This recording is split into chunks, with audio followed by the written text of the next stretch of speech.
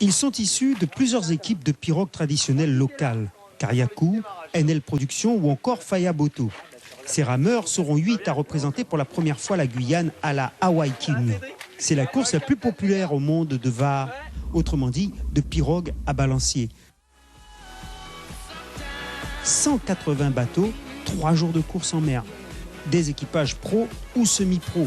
Nos représentants se lancent dans un beau challenge. Julien Besson, capitaine de route, fait le parallèle entre les courses locales, Ram Guyane à laquelle il a pris part, et la Hawaii Kinui.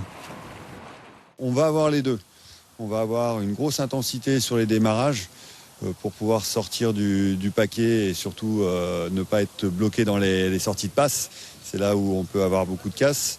Et après, on attaque dans la grosse endurance, dans du lourd, dans de la puissance, dans l'économie, dans le surf et tout ça. Donc là, on va retrouver un peu les deux facteurs entre Ram Guyane, les pirogues A12 traditionnelles.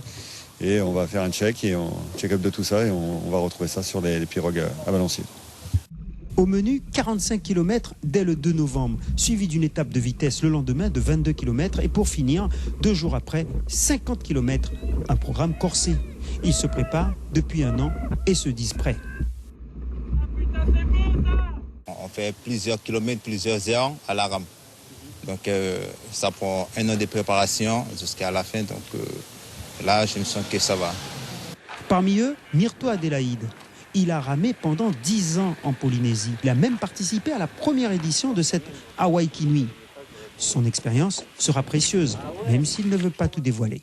Moi, j'ai rien à leur dire, je préfère qu'ils découvrent par eux-mêmes parce que on ne sait vraiment pas ce qui nous attend. Et je peux vous dire qu'ils ont changé les règles. À l'époque, on pouvait changer de rameur. Maintenant, on ne change plus de rameur. Donc, c'est une lutte contre soi-même. Et puis, c'est de l'endurance. C'est une course qui se tient à 60%, c'est que du mental. Après, il y a le cardio et le physique qui doivent tenir le reste. Mais 60%, c'est que tout est dans la tête. Face au défi annoncé, la Team Guyane part avec humilité, mais pas sans objectif. On ne gagnera pas cette course, ça c'est clair, parce que c'est des semi-pros, voire pros. Mais voilà, on sera dans la première partie du classement. Pari est pris. Souhaitons bonne mer et bonne chance à la Team Guyane.